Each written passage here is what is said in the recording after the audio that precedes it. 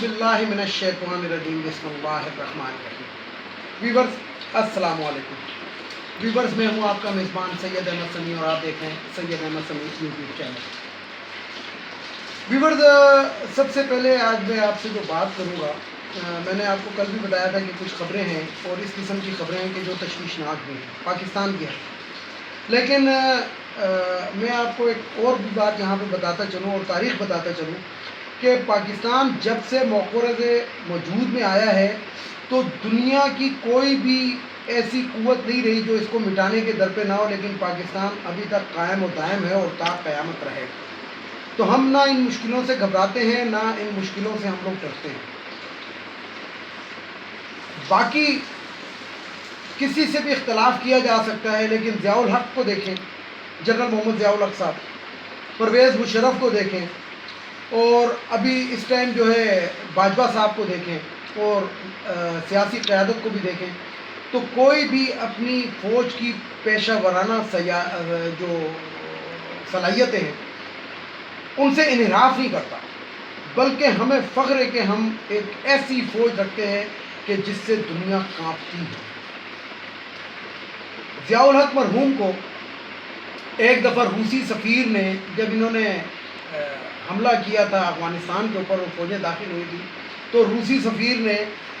ज़ियाउल हक़ साहब को धमकी दी थी कि तुम हमारे बीच में मत आना, नहीं तो जिधर तुम बैठे हो इधर ही तुम्हें राख कर देंगे। तो ज़ियाउल हक़ साहब जो थे उसको दरवाज़े तक छोड़ने के लिए आए और उसके बाद उसने कहा कि जाओ रशिया वालों को कह दो अपने सदर को मिसाइल चलाना है तो चलाए, लेकिन उसके बाद जो हम करेंगे वो आप लोगों को भी पता लग जाएगा कि हम क्या कर सकते हैं। और फिर दुनिया ने देखा कि ज़ियाउल हक़ जैसे शख्स ने रशिया को अफ़गानिस्तान के अंदर ऐसी शिकस्त दी कि टुकड़े टुकड़े हो गए। तो बहरहाल बात कहाँ से कहाँ निकल गई। तो बात ये व्यूअर्स के हमें बैरूनी दुश्मनों से कोई ख़तरा नहीं है, उससे हमारी पाक फ़ौज बड़े अच्छे तरीके से निपट सकती है। इंडिया हो गया, अफ़गानिस्तान हो गया, कोई भी मुल्क हो गया। अमेरिका जैसा मुल्क हम पे जाहिरियत की सलाहियत नहीं रखता हम पर,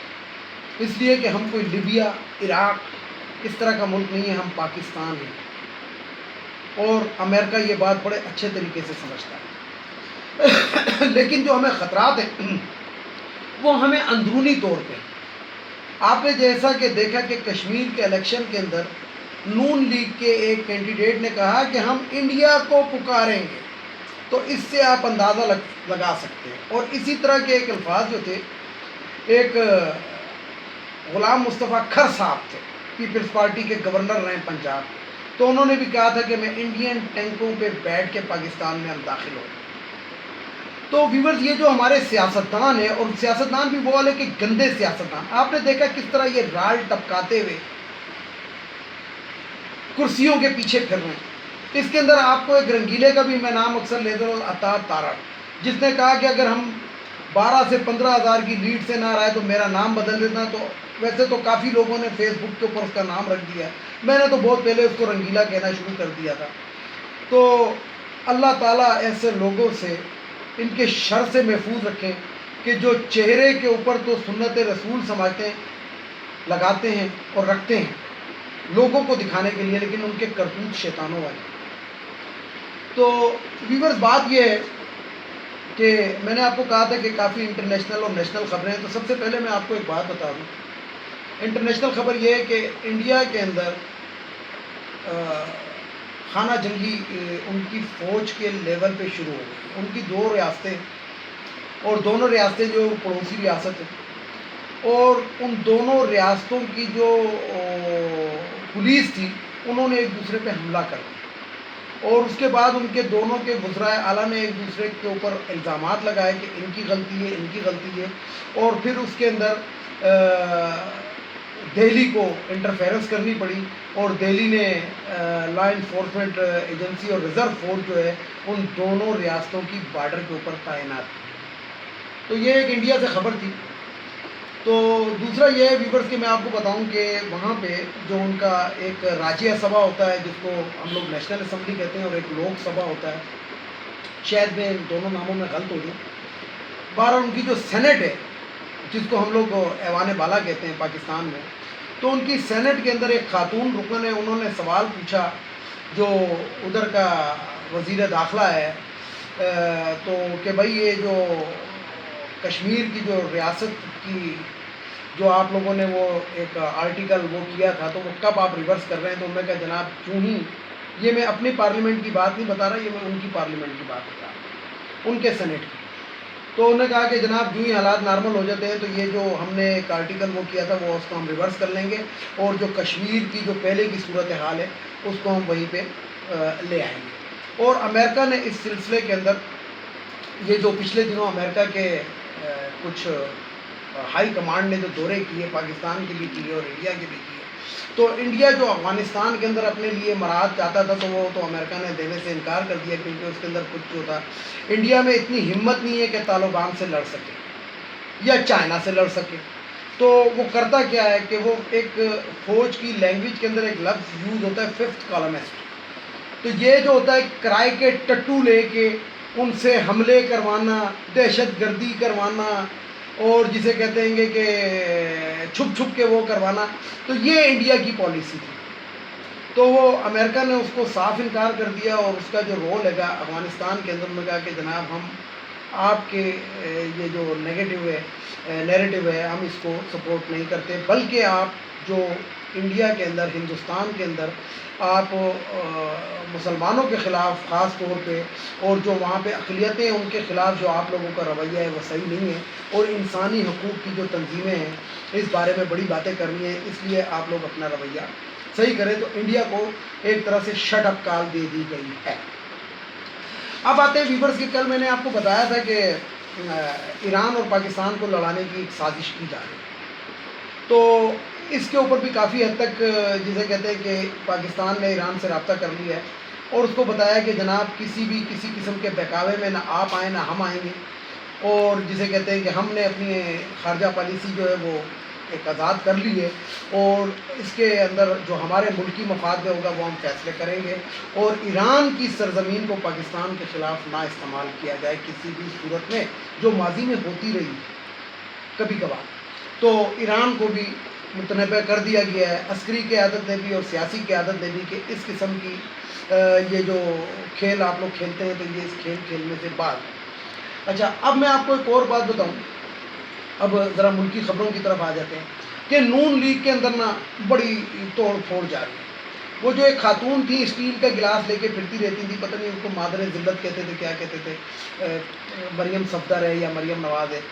تو وہ جو ہے وہ آپ کو پتہ ہے کہ کوارنٹین میں جا چکی ہے۔ وہ کوارنٹین کے ان کو کسی قسم کا کوئی وائرس نہیں، میں آپ کو آج میں بڑے وثوق سے اطلاع دے دوں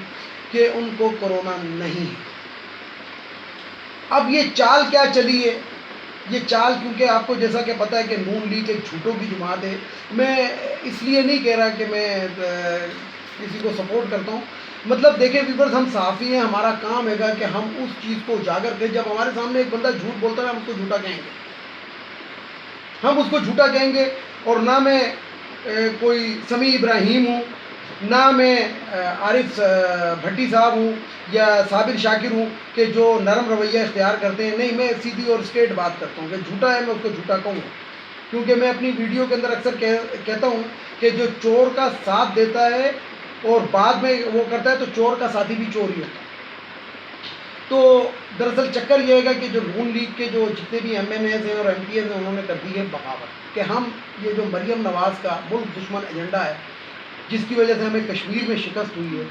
اس کے ساتھ ہم نہیں چل سکتے۔ اور شہباز شریف جو ہے، میں آج پھر دوبارہ اس کا نام شہباز شریف اس لیے لے رہا ہوں کہ شر بھی وہی کر رہا ہے، اور اس نے، میں آپ کو بتاؤں کہ جب میں آپ سے مخاطب ہوں گا اس سے تھوڑی دیر بعد شاید آپ کو پتہ لگ جائے کہ ہو سکتا ہے کہ وہ پارٹی صدارت سے استعفیٰ بھی دے دے،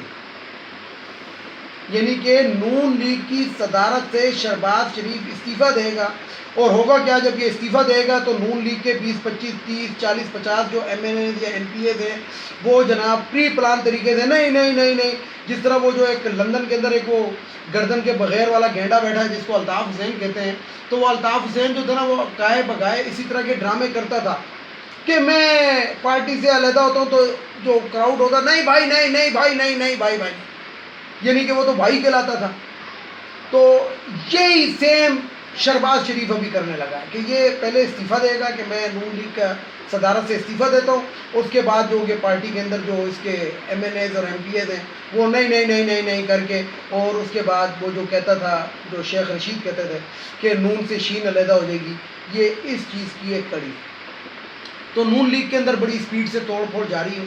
اور جو مادر ذلت صاحبہ تھیں وہ کوارنٹین چلی گئی ہیں، اور وہ اسٹیل کا گلاس بھی کہیں پہ بھول گئی ہیں، وہ پیلے جوتے بھی پتہ نہیں کدھر چلے گئے ہیں، اور جو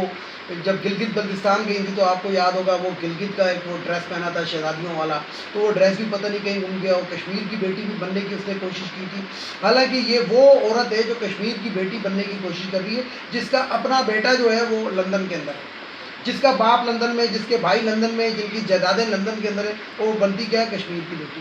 اور جس کی بیٹی کی شادی کے اندر انڈیا سے مودی صاحب آتے ہیں تو وہ کشمیر کی بیٹی بنتی ہے۔ تو یہ کچھ حقائق ہیں جو میں نے آپ کے سامنے رکھنے تھے۔ دوسری میں ایک بات بتاؤں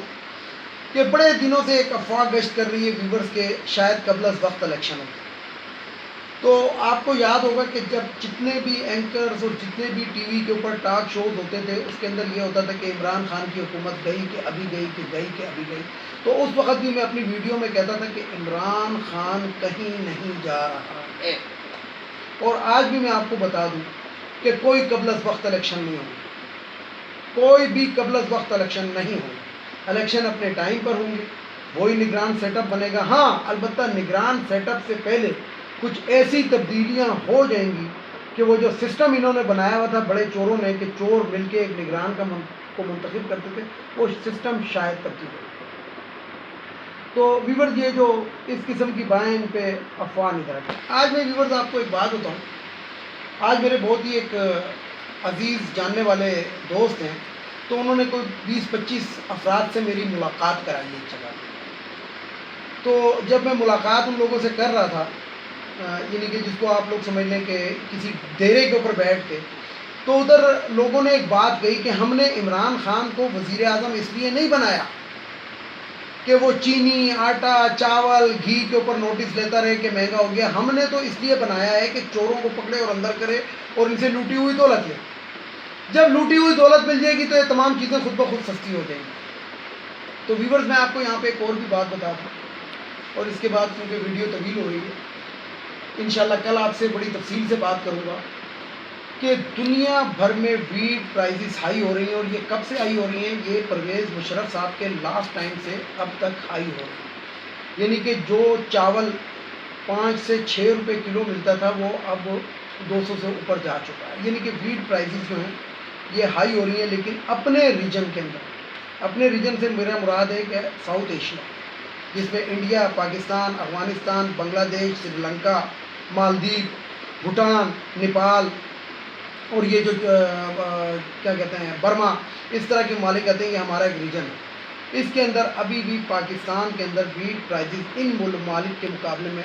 سب سے کم ہے۔ ویڈیو کو لائک کریں، شیئر کریں، سبسکرائب کریں، بیل آئیکن کے بٹن کو ضرور دبائیے گا تاکہ میری نیکسٹ ویڈیو آپ کو مل سکے۔ اس کے ساتھ ہی اجازت چاہوں گا، اجازت چاہنے سے پہلے وہی میرے جو کچھ الفاظ ہوتے ہیں کہ ایک تو ان افغانیوں کو ہمارے ملک سے اب چلا جانا چاہیے، اور اشرف غنی کو چاہیے تھوڑی سی غیرت دکھائے، جس طرح اس نے اپنا سفیر واپس بلایا ہے، یہ اپنے 40 لاکھ افغانی بھی واپس بلا لے تاکہ ہم بھی سمجھیں کہ پٹھان میں واقعی غیرت ہے۔ دوسرا یہ جو خواتین کی مخصوص نشستیں قومی اسمبلی، صوبائی اسمبلی، سینٹ، یہ ختم ہونی چاہیے، ان عورتوں نے بہت اس ملک کو کھا لیا اور مزید نہ کھائیں۔ تیسری چیز یہ ہے کہ جو ایک وہ بھگوڑا لندن میں بیٹھا ہوا ہے جو وہاں سے شیطانیاں کر رہا ہے، تو اس کو واپس آنا چاہیے، عدالت کو چاہیے، ہائی کورٹ کو چاہیے، جو 50 روپے کے جس جج نے 50 روپے کے اسٹامپ پیپر پہ بھیجا ہے اس جج کو چاہیے اس پہ 100 موٹو ایکشن لے، نہیں تو جو اس کا گارنٹر ہے اس کو اندر کر دے۔ اور سب سے آخر میں کہوں گا کہ اسی عدالت کو چاہیے کہ اپنے جسٹس قاضی فائز عیسیٰ کو انصاف کے کٹہرے میں لائے، اس لٹیرے کو جو اس نے لوٹا ہے وہ جناب اس سے اگلوائے، اس سے بھی رسیدیں طلب کریں۔ اس کے ساتھ ہی اجازت چاہوں گا تمام دیکھنے والے سننے والوں کو، اللہ حافظ، اور آخر میں نہ، پاکستان زندہ باد۔